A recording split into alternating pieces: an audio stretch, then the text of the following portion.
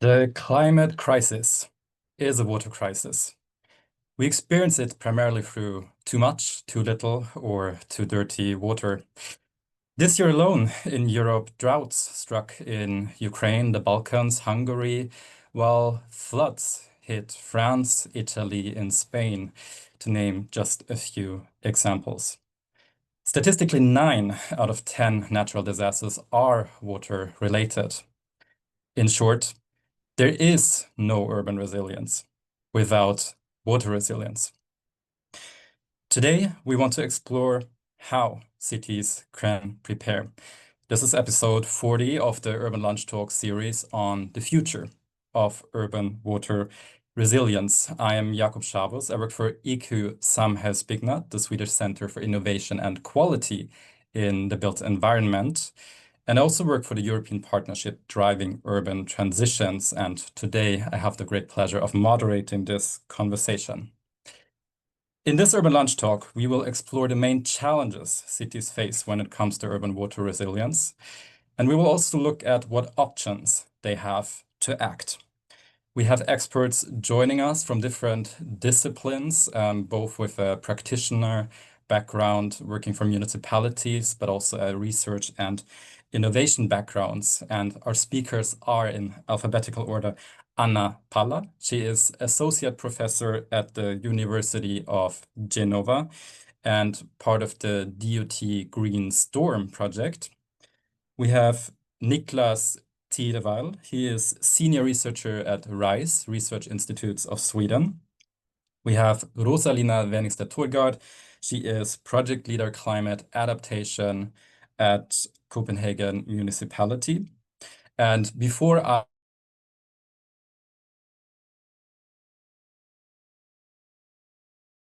two European research partnerships, Water for All and Driving Urban Transitions. And it's an opportunity for us to bring our perspectives together. And with that, welcome Tereza Hnátková. She is senior researcher at the Czech University of Life Sciences and coordinator of the Water for All Springiness project. A warm welcome to all of you.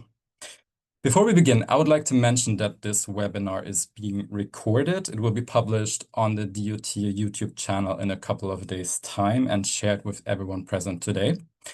And I would also like to encourage you all to share your thoughts in the chat and post your questions there. We will dedicate some time towards the end of this webinar to answer them. With that, let's get started with a round of introduction. I would like to give each of you a moment to share a bit about your background related to the topic of today. In alphabetical order, starting again with Anna. You are working with urban hydrology and you're also involved in the DOT project Green Storm. Could you tell us a little bit more about your work? Yeah, for sure. Thank you, Jakob. It's a real pleasure to be here and good morning to everyone.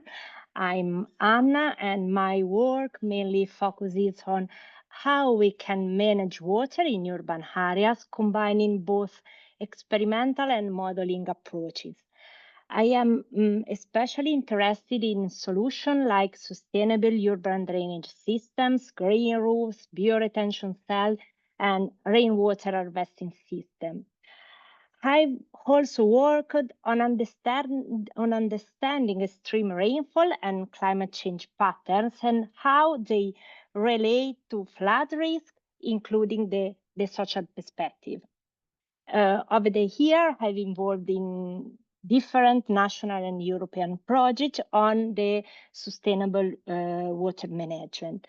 Most recently, I have coordinated the URCA project, which look at the urban resilience to climate change through participatory mapping and decision support tool to support the better understanding of drainage and urban planning.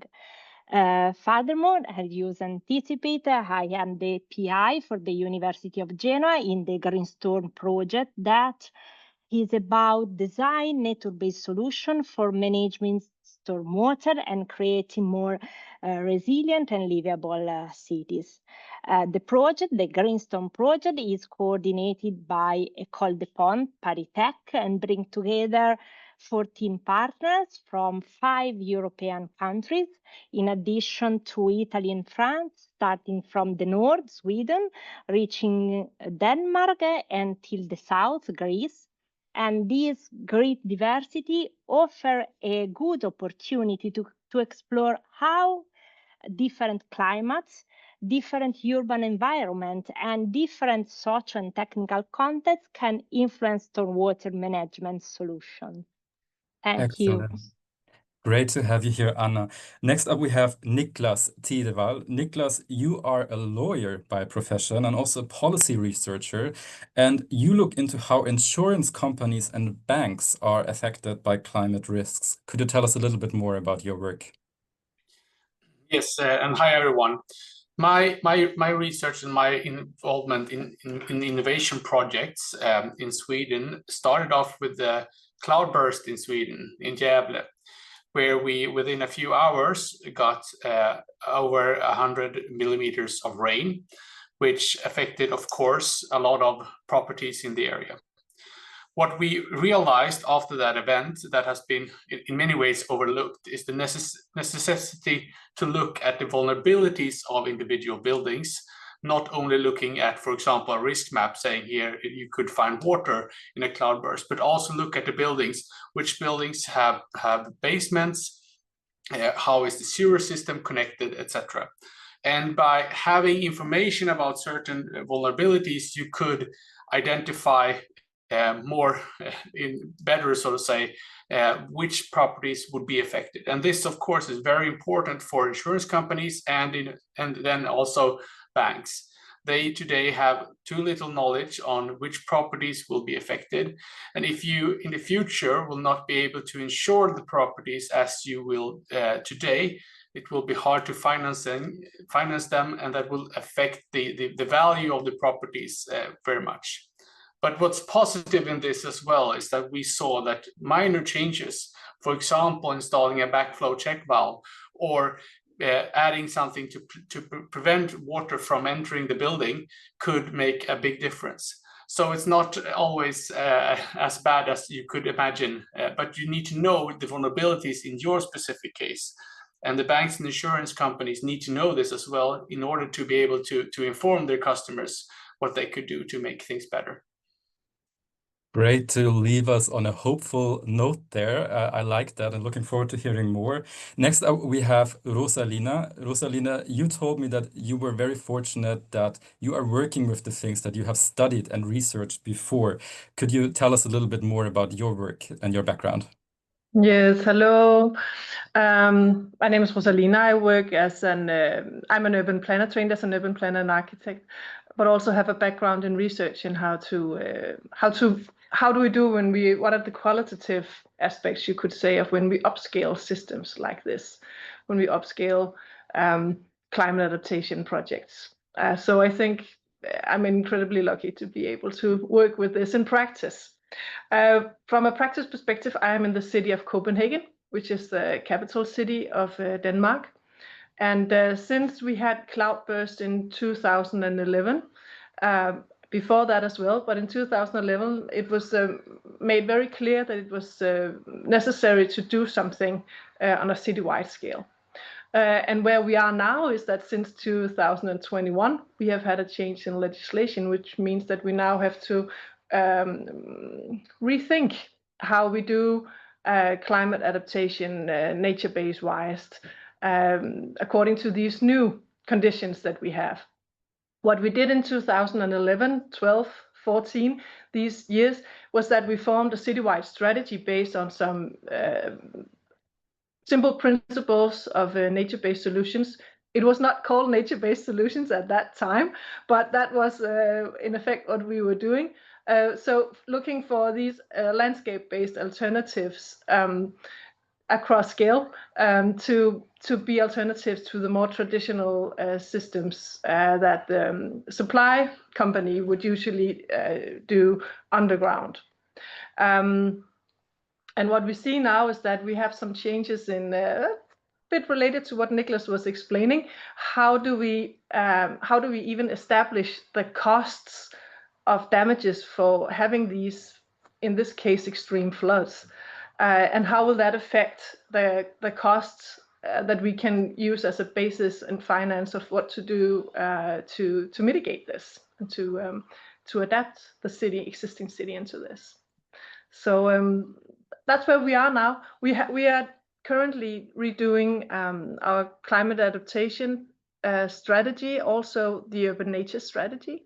So in this NaturGO project, the DUDE project here, we're looking into how to make these more socio-ecological transformations of the existing city, but also at a decision level, strategic level, and into governance. And I think one of the primary things that also have my interest is the thing of how do we organize around this. So and that's something we can go much further into. And we will also talk about nature-based solutions and also the costs, who pays the bill. Last but not least, we have Tereza. And I think, Tereza, I hope it's correct to say that you work with various aspects of urban water management and you coordinate the Springiness project. Could you tell us a little bit more about your work? Yeah, exactly. Thank you and good afternoon. As my specialization, I am originally trained as a chemist with the design and production practice.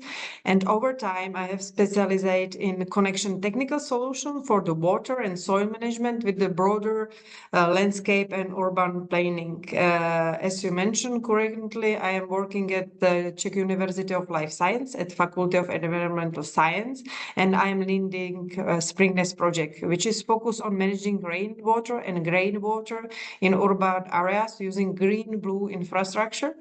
And our campus, which covered area 44 hectares, the size is the Vatican, served us as the playground for testing this kind of the solution and collecting the data and validated the model.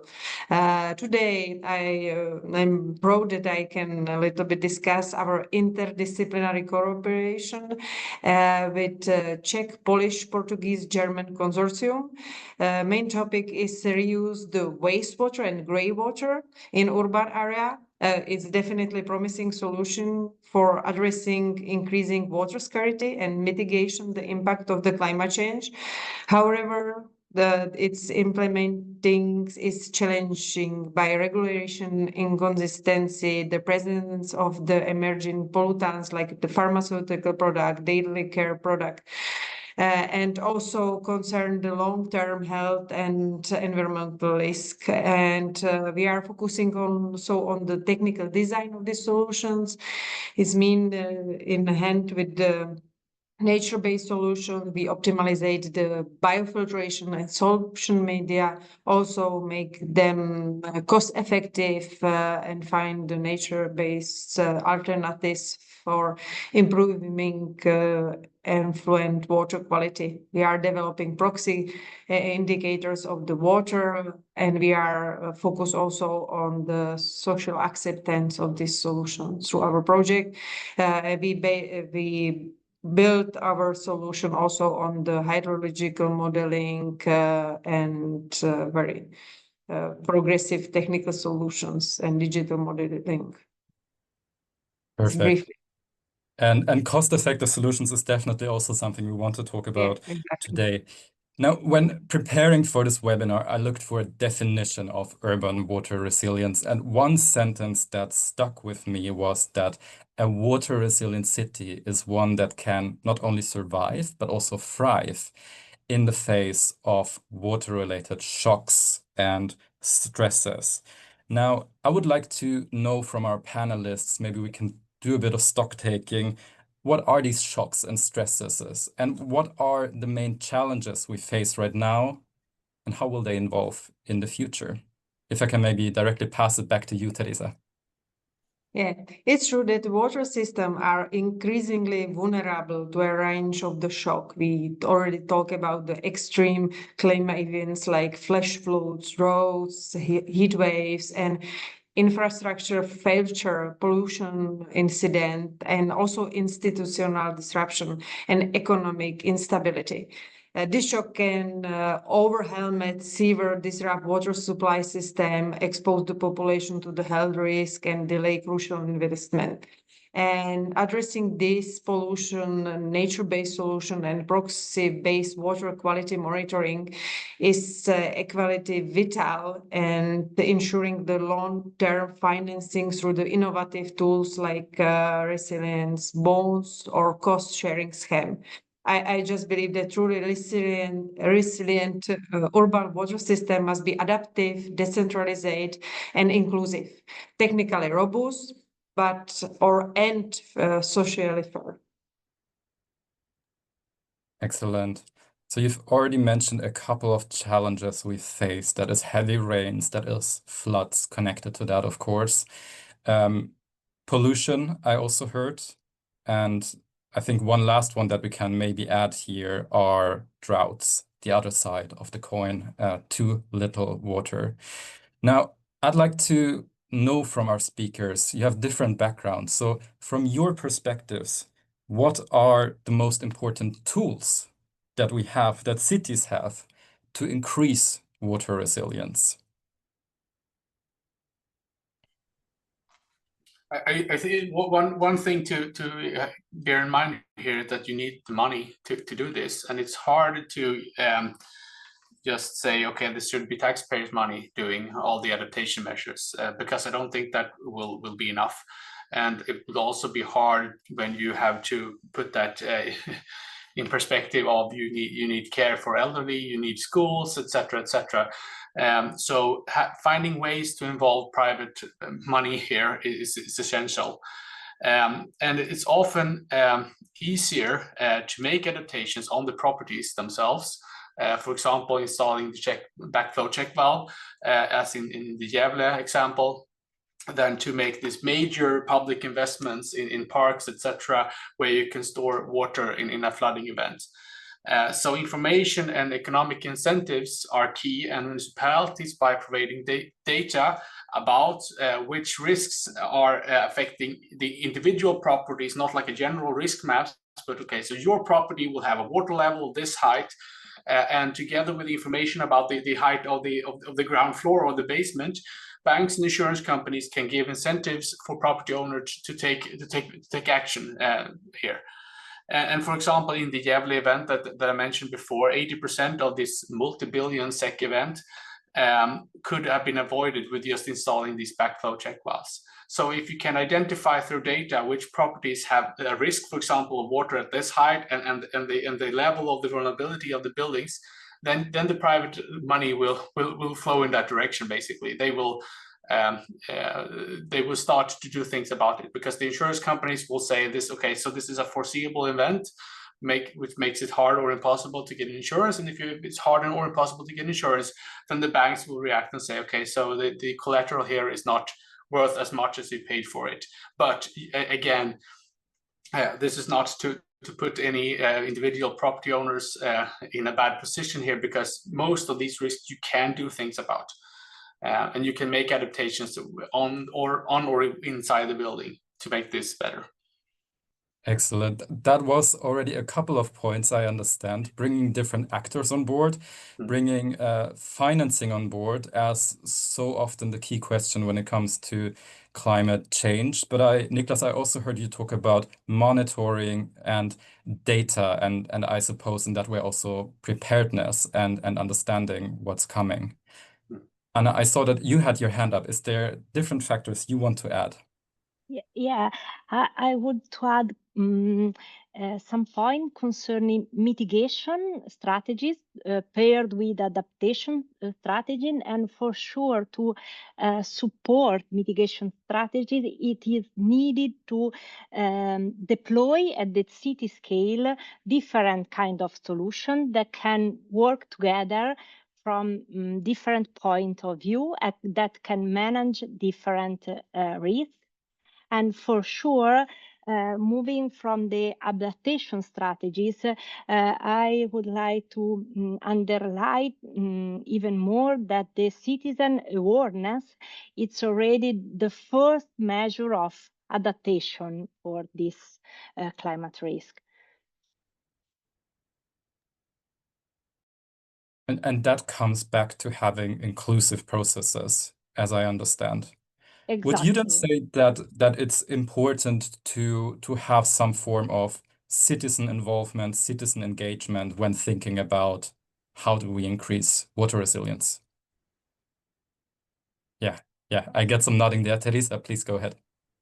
Just I would like to also highlight that the tools also include the real-time monitoring system and GIS system based on the hydrogeologic modeling. But co-creation and co-design with the local stakeholder is very important. And now we have really innovative tools supported by AI-driven modeling, but still there has to be acceptance for the local stakeholders and local people. And when you are planning something, it's very crucial think not just about the design and installation, but also about the post-monitoring process.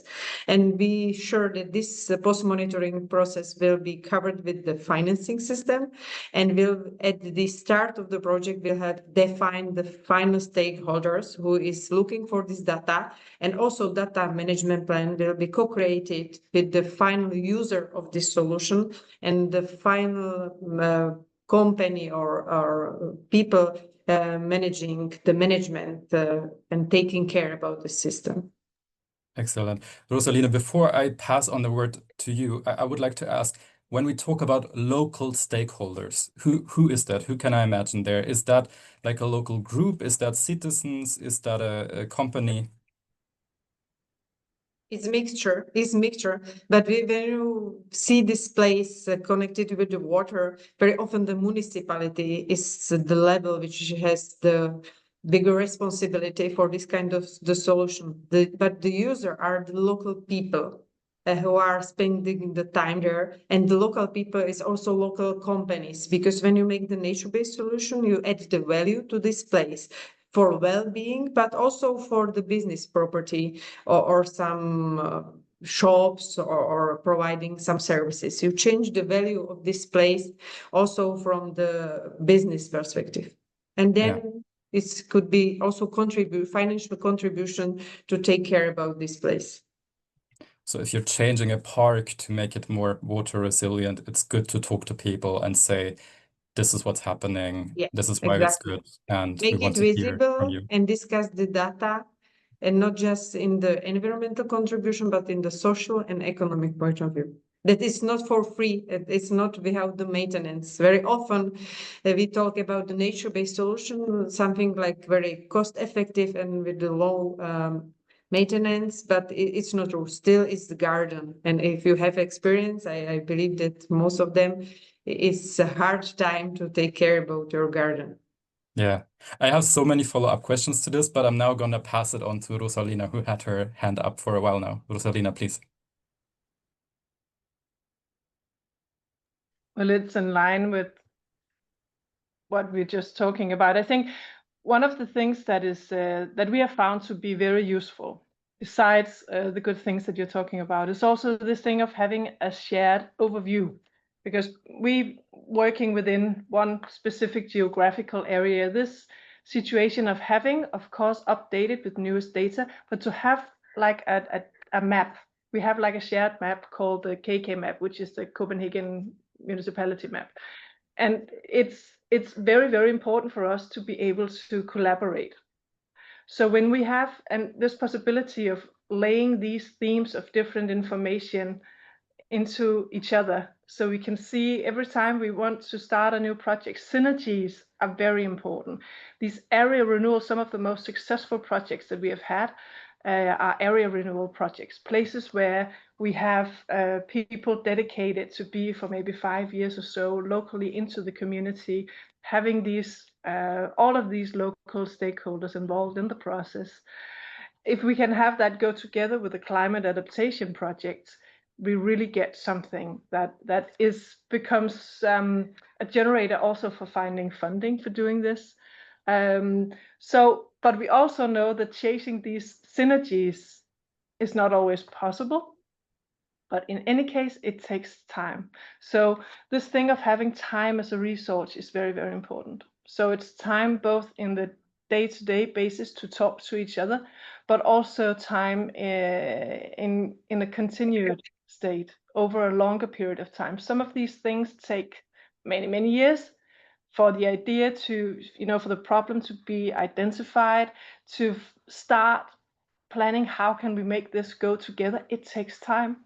Once we start building, we find out, or prepare building, we find out, oh, this is a preserved area, so how can we do this? Sometimes we need to go in and influence and change some very basic fundamental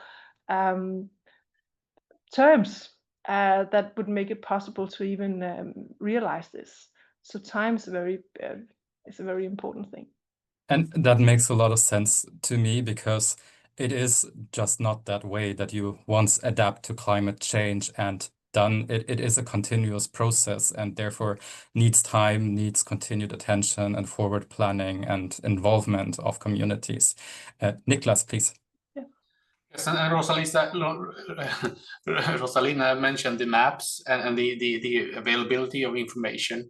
So the idea that we're working together with the banks and insurance companies, and we also want the municipalities and other actors to be involved in this work, is to develop something we call climate resilience certificates.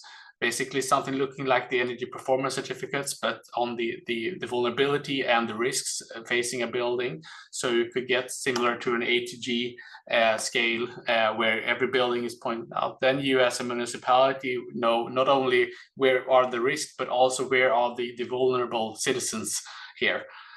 So you can prioritize your efforts also in accordance with that.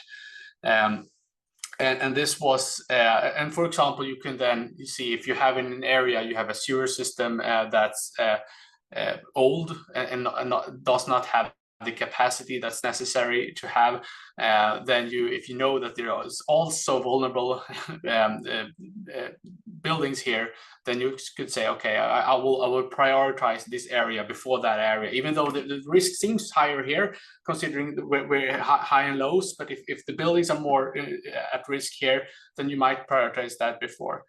And then you could also unlock again the private funding here, because you can see and also the acceptance. If the city invests a lot in the sewer system and can show, okay, this will bring your citizens a lower insurance premium and a lower mortgage rate every month of the year, that will show the citizens that this is something that's not only it's like a park and it's nice to have, but it's also something that they can really feel in their wallet every month.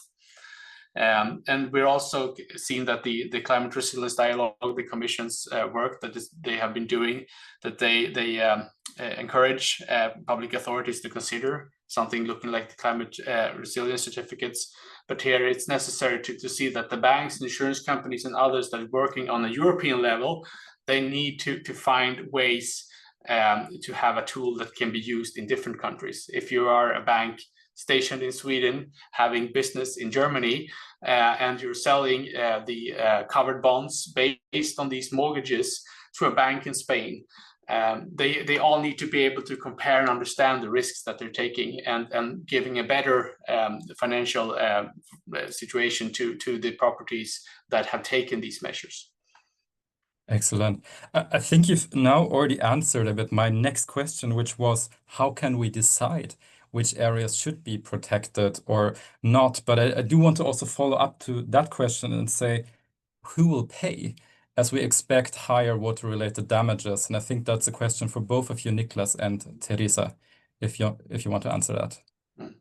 Well, as I mentioned before, it's hard for public authorities, even if it's a local level or a national level, to too much subsidize private properties adaptation measures, because that will bring effects where you take money from schools, etc., or you have higher taxes to give to property owners that, for example, have a million property next to the sea, and they have all the resources themselves to take care of this.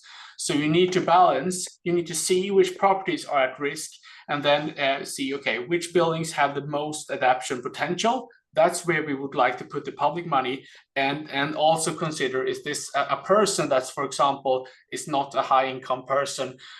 Is this a person that cannot move, for example? Is this an area where we have a very limited amount of housing, where it's more important to protect the houses that we have, etc.? So you need all that information in order to do this, find this balance between what should we use the taxpayers' money for and not. And if you can bring in the private money here as well, then you might only need to subsidize it a little bit and not pay everything. Because I think it will be hard to face these climate change that we see and say, okay, so the public will take all of it. That will be too hard. You need to strike this balance here. Excellent. Tereza, please. Yeah, exactly. And it's as was already mentioned, but regarding financing, it has to be a multi-actor model. And I still believe that EU fundings are available, but they can support innovation, but not long-term maintenance. And cost should be disrupted between municipality investing in the prevention infrastructure and private developers integrating green-blue infrastructure and insurance adjusting premium based on local resilience measurements. And there are the tools like detailed hydrological monitoring data, such as from our storm model. This data can help develop some parametric insurance scheme and prioritize solutions and the locations from this point of view. Please, Anna, please.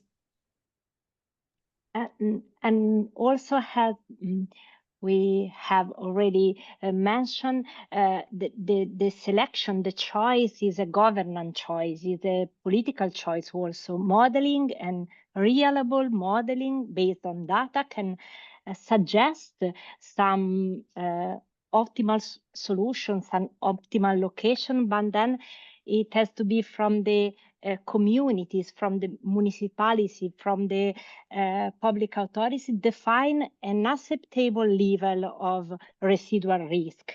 We cannot imagine a future with no risk with respect to climate change, but we have to define together with the acceptable level of risk for our communities to support and drive the future politics and future strategies of our cities.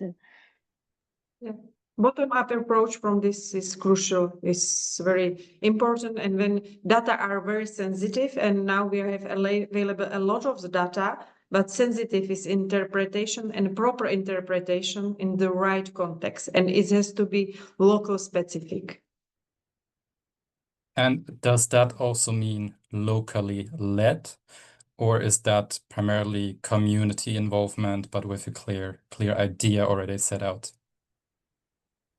Their strategy in European level or the climate change is all heard problem, but this he really has to respect the local situation. And when you determine the KPIs, as is now very well known, you have to make the KPIs locally fitting to this problem, and it has to be not compromise, but ideally consensus between the people along. And it is crucial when you design something and looking for money for something, you have to, in this first point, invite all the people. It seems to be utopic, but if you spend the money for this step, to be sure that you will save the money later on. Excellent. Acceptance. I wonder, we have been talking a lot about risks, and I'm definitely guilty for that, but water-related measures also have another side to them, and that is multiple benefits. If we look at nature-based solutions, for example, we will see that they help us with climate adaptation, what we talk about today, but also climate mitigation with health and so on. So I want to ask here in the round, beyond flood control, what other benefits should we look for in water resilient measures?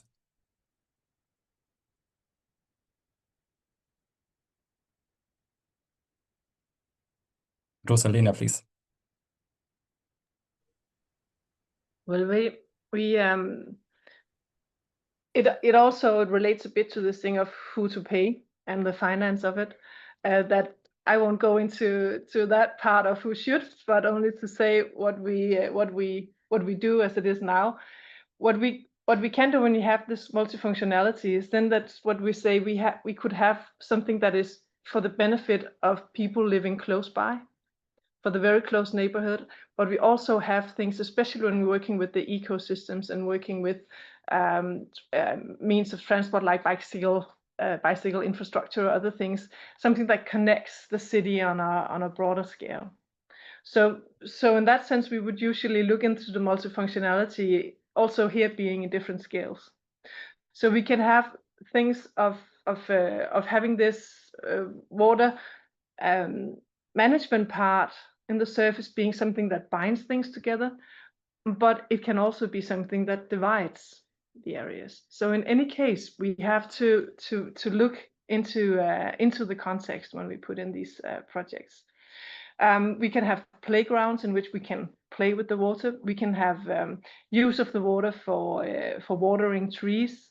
That of course gives shade, and then we have other parts of the hydrological cycle taking into consideration. It also goes into mitigating for urban heat island effect.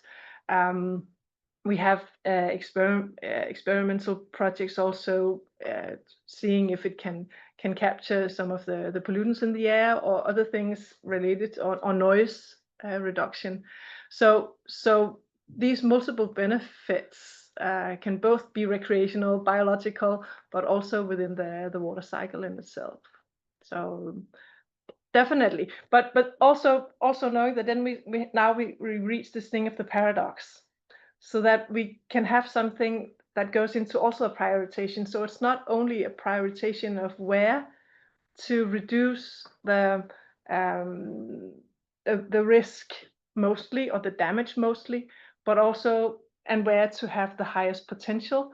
It's also a matter of within each site or each construction or each design, how to weigh these different interests that we have.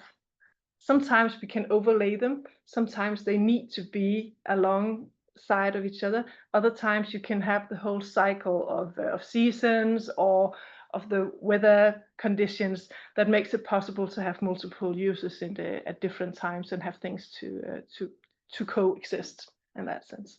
And that touches on my next question, which is how do you put say like a euro bill to that? If you say a measure has benefits for health, for climate mitigation, adaptation, and numerous other things, how can we even calculate this? This is what it costs, but this is what it brings. Are there any established models around this? Anna, you have your hand up. Go ahead. Just coming back to a suggestion that Rosalina says, in order to measure the co-benefits of this nature-based solution, I think that is also important to have a wider view and thinking also to the ecological corridor that we can bring inside and outside the city, thinking to this solution and in a way, in an innovative way, maybe with the real-time monitoring or IE, to try to manage this solution together and really to have a wider vision of this way to design our new cities. Excellent. Tereza, please go ahead. And also it's depending on the scope, how we think about it. But when we talk about the nature-based solutions, in simple way, it should be green parking plot. And these solutions, everyone's in the big city, they have problem with the parking, it's the pavement area. Yeah. When the base principle is retaining the water on the side where fall down from the sky and pre-treated and infiltrated in the water, in the soil, or reuse it, then we can talk about the support of the biodiversity, retain and accumulate and reuse the water, make the well-being to the people by other way than make the playground with the water, but just simply technical solution in the city, which should serve as the solution for flooding protection, because it's able to retain and accumulate a significant amount of the water. And it's also the way how we have to start thinking about it. There are really nice solution and urban planning scenario of the future city, and we have nice vision, but very often, very simple way is just change the surface from the permeable, retain the water, and then we have the benefit against the flooding, retain the water, and in the drought time, we have a lot of water for evaporation, transpiration, and to change the microclimate on site and at the street level. Perfect. Now you gave me the word vision. I wonder, what would, in your opinion, in your dream scenario, what would a truly water resilient city look like in, say, 20 years?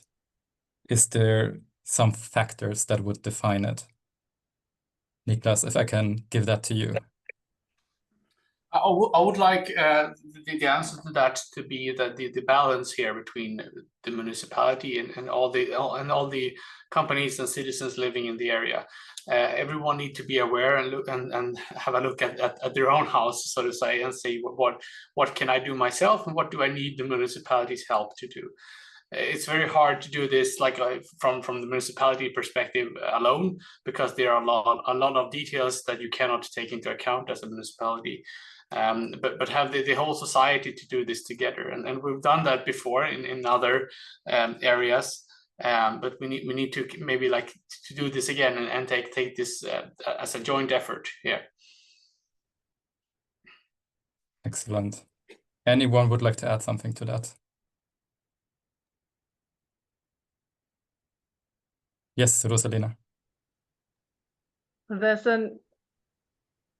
There's an aspect also in relation to these solutions that we addressed right before, as Tereza mentioned, is this thing of the water quality. So we know that if we have this vision of the water resilient city, we haven't even talked about sea level rise in this talk today. That's a whole other chapter. But just this thing of being able to, because thinking of a more structural level, being able to include managing the water into how we do all of these renovation projects, how we do projects in the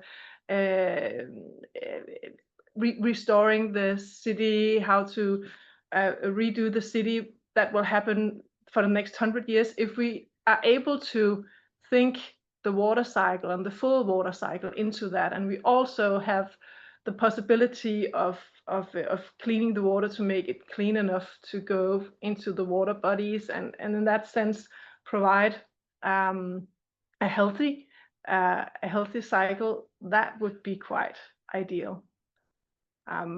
But every time, of course, but that fosters an understanding, this basic understanding from both people, maybe what you're talking about, Niklas, both people living, but also into the whole governance part, that this is something that is there and that needs to be taken into account. We're getting there.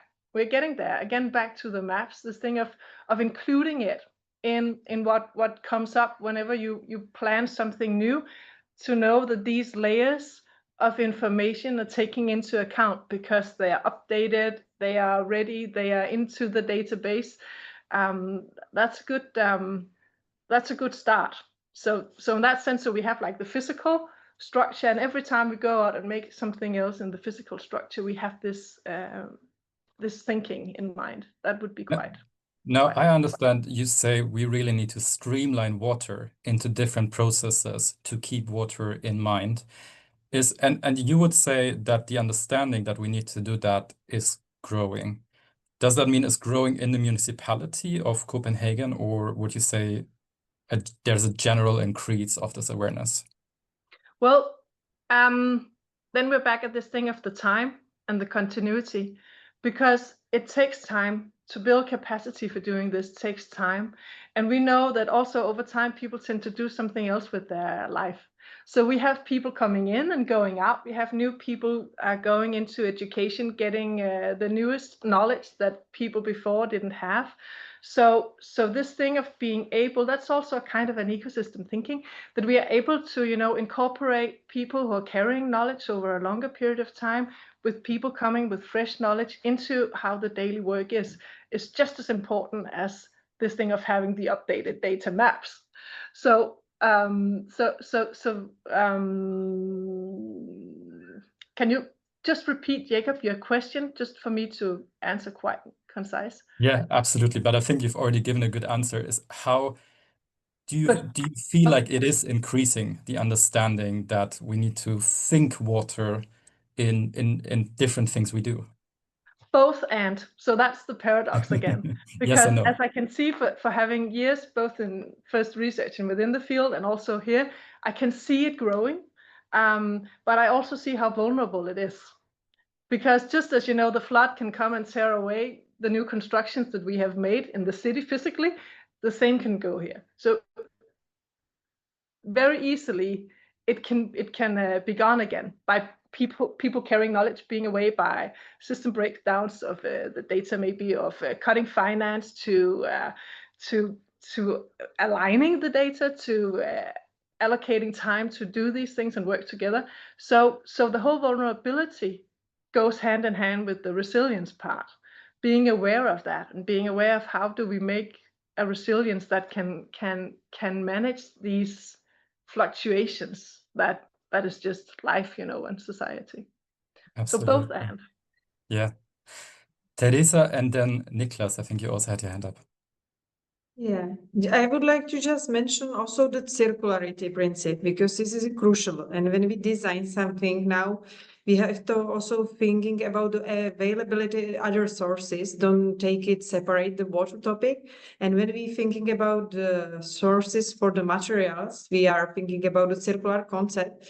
And we're also very sensitive topic, because when we reuse the construction or demolition material in this kind of the technical solution for the water management, is bring new challenges, like new pollutants, new context of interpretation of the pollutants, like are the residual concentration of the metals. And as I saw in the chat, it's very often mentioned the biodiversity, and it's also a very sensitive topic, and we have to be really taking care about this topic, because a lot of areas are affected by the people we design our land in general. And we also have to think about really normal life of organisms, as is written in the context. And thank you for this, because it's very important, because we really need the wildlife to support. And when you think about the context of the open water somewhere, we have to think that the frogs are coming, but the frogs are not living just in the water. And when we design nature-based solution, we have to thinking about the buffer zones around, and make it about the safety of the animals and the birds. And it has to be accent, because the safety is one part is the visible, just the car can kill the frogs. But the other thing is that also the residual concentration of some metals, like is lithium, could kill the plants in the hydroponic system, independent that in soil not. And also when you are taking the new material, just think properly if this material is really suitable for your kind of the construction. And also we have to think about this, just transfer the waste to the source is a really perfect idea, and put it in your design, but really carefully. Just, I have to mention this. All that complexity makes it clear that it's so important to explain things to local stakeholders. Yeah, exactly. So that everyone can understand why something is being done. Niklas and then Anna, please. And I just wanted to add here to the discussion that if you make this the problem on top of people's minds when they buy a new home, for example. If the first thing they ask the real estate broker or the seller, okay, so how have you dealt with flooding, for example, or if you are a farmer looking for new farmland, how is the availability of water in droughts, etc., etc. If that's the first thing that they mention, then this will be part of the discussion all the time when you consider your everyday life. When you make other adaptations to the building, you will consider also the climate resilience parts of the adaptations, even though that was not the reason for doing it in the first place. And when you build new buildings, etc., etc. So you need to have this discussion going all the time, so to say, because it cannot only be the experts doing this. It has to be everyone thinking, okay, what could happen here? Excellent. Anna, please. Yes, just to mention about circularity, the life cycle analysis approach that can support this complex design and this complex approach, and also do not remember the DNSH approach in terms of though not significant adding harm to the environment, but it is true that that is a really complex and time-consumed process to rethinking our way to building to drive the city, but we have to change this paradigm and try to involve all these aspects. Some technical tools exist, some technical suggestion and indexes have been indicated. It's a hard work to do, but we have tools to try to change our paradigm towards resilient cities. Excellent. Now, one thing that I do wonder is about, you all have done a tremendous job in talking about the complexities and talking about different angles of water resilience, but I'm definitely guilty. When I think about water resilience, I think about floods and heavy rains.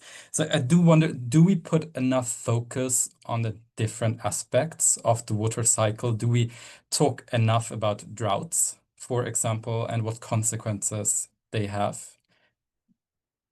Rosalina, if I can pass that on to you, maybe.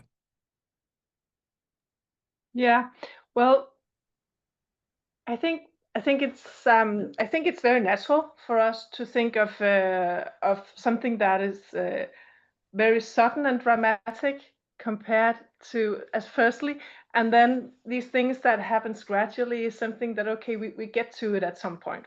When we made the climate adaptation plan back in 12 or 14, I think it was, we had three pillars. So we had the cloudburst management, we had the storm, the sea level rise and storm floods, and we have the urban heat here. But it took, and it had a prioritization of saying, okay, so these are the most costly and things that we need to get to first and right away, sooner today than tomorrow. And then this whole thing of the urban heat island, for instance, it was something that was a bit difficult to grasp. And is it even relevant in a Nordic country? And, you know, so it's been living like a little hidden away for many years, until suddenly we have like these droughts and these very hot, sunny and warm periods, like in 2018. But a comment here also is this: okay, people will soon forget it. Because is this like the tipping point? Is this again one of these situations where we say this is really something that is important for us to do, to put finance into doing and time into doing? Next year, you know, it was like, oh, it was raining again. It wasn't that pressing a thing. And looking around globally, you could see that it's definitely not as important in a Nordic country as it will be many other places. But it has to do with the rhythms again. So it has to do with being some of the things that we just need to have it into consideration. So we have some things that we prepare for that are very periodically, like the floods, and we have these systems being empty for quite a long time.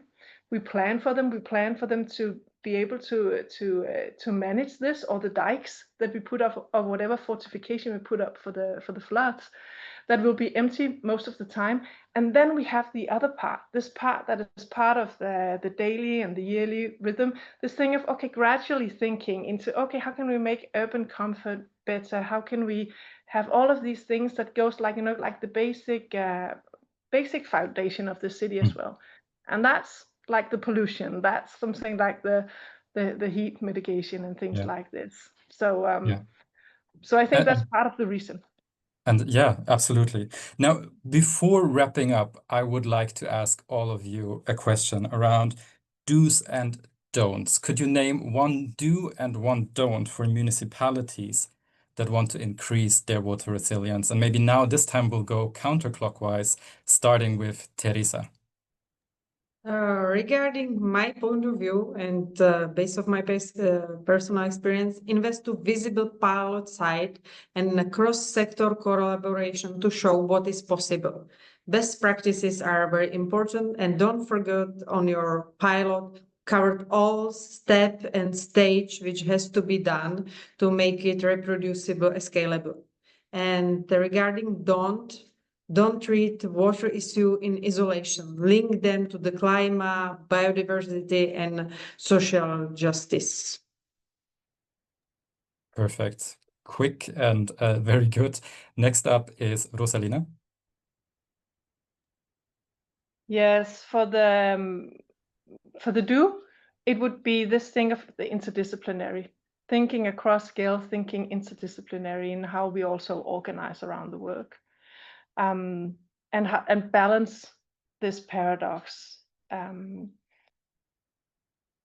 This thing of having to have a clear direction, but at the same time being able to know that the things will move. In the don'ts, it's to remember no one can do this alone. So no one person can. It can be intriguing to think we can have like this, these one person or two people or small group to, you know, be a primary driver, but this is such a fundamental and long-term thing, so no person can do this alone. That was And maybe don't the red lose track of the overall, that what we're doing here is creating healthy cities. Yeah, don't do this alone was maybe the red thread throughout this conversation. Niklas, please. Yes, and I of course I mentioned this a little bit before, but what you could do as a municipality is to provide the data that you have, but in a format so it can be machine readable and available to other actors so that they can act as well. If you, for example, have data about weaknesses in your sewer system, consider making that data available for all actors to take action, so to say, or take the adaptation measures that are necessary. And similar to Rosalina, consider not doing this alone. Ask other municipalities in the proximity, ask your national authorities, ask the companies providing your data systems, could you make a solution that is also available for other municipalities, so that all the private sector actors do not get different data formats from different municipalities, etc. Or even worse, if it's not presented in a machine readable format. Could you get your data suppliers to get some sort of standardization for how to present this data to the public domain? Excellent. Great. Anna, last point from you. We're running short on time. One do, one don't. Yeah. For one do, sharing knowledge, sharing experience. Maybe somebody has already said, and sharing data also. Yeah, sharing every experience that should be helpful to each other. And don't forget interdisciplinarity, don't forget multifunctionality, and try to improve our co-creation capacity, our engagement capacity in drive better solution. Excellent. Just a couple of points. Inclusion, I think, designing processes so that everyone is on board. And that means different actors, as Niklas has talked about, but also including citizens in climate adaptation measures. Monitoring is important, working across sectors and mainstreaming water. Just a few of the excellent points that I heard today. I could absolutely continue this discussion much longer. Thank you so much all for the points you make, and thank you for the audience for joining us. The recording will be on our website in a couple of days' time. And if you want to receive more information on newsletters, on DOT events, and so on, then follow us on LinkedIn, follow our newsletter. And with that, I wrap this up. Thank you so much for the conversation. It's been a great pleasure.